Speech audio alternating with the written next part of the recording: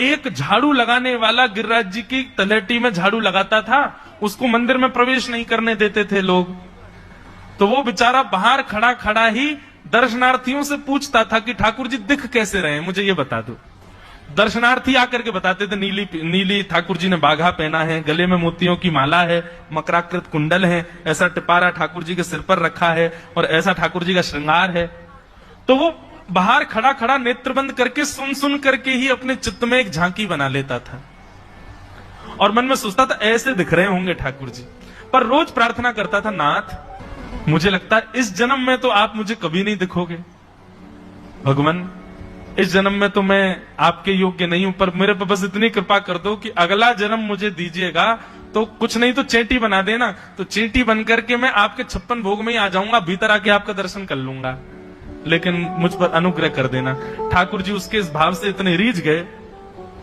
गोविंद दास को बोला था कि दाल बाटी खाने आएंगे, अब मंदिर बंद करके सब तो चले गए वहां से, सब लोग भोजनालय में भोजन प्रसाद पाने लगे। ठाकुर जी मंदिर से निकले अचक करके बाहर, जैसे ही बाहर निकल करके आए तो गिरिराज पर्वत के नीचे वही झाड़ू लगाने वाला नेत्रों से आंसू बह रहे थे, ठाकुर जी का चिंतन कर रहा था, आज ठाकुर जी ऐसे दिख रहे हैं। उसने जैसे नेत्र उठा करके ऊपर देखा तो नीला बाघा पहना है, मोतियों की माला पहनी है, मकराकृत कुंडल पहना है, चांदी का मुकुट चमक रहा है मस्तिष्क पर, ठाकुर जी के केश घुंघराले लहरा रहे हैं और ठाकुर जी अपना एक पाम हाथ में पकड़ करके और एक पैर पर लंगड़ी जैसे खेलते हैं ऐसे ठाकुर जी कूद रहे हैं यहां से वहां।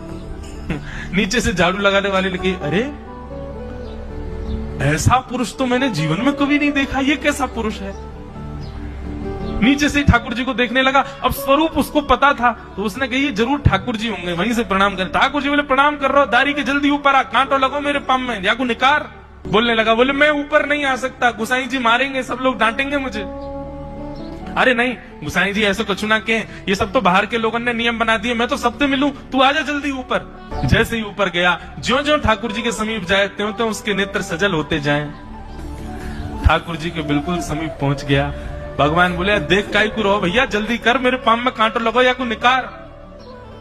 जिन चरण कमलों के स्पर्श के लिए सदा लक्ष्मी लालायित रहती है, ठाकुर जी ने उसकी गोद में अनायास अपने चरण रख दिए। बोले जल्दी कांटो निकार, कांटो लगो मेरे पाम में। अब वो ठाकुर जी के सुंदर तलवों को अपने हाथ से ऐसे देख रहा है, ढूंढ रहा है कहां कांटा लगा है, कहीं उसको कांटा मिल गया। अब इतने कोमल चरण ठाकुर जी के, उसके नेत्रों से आंसू भी गिरते जा रहे हैं।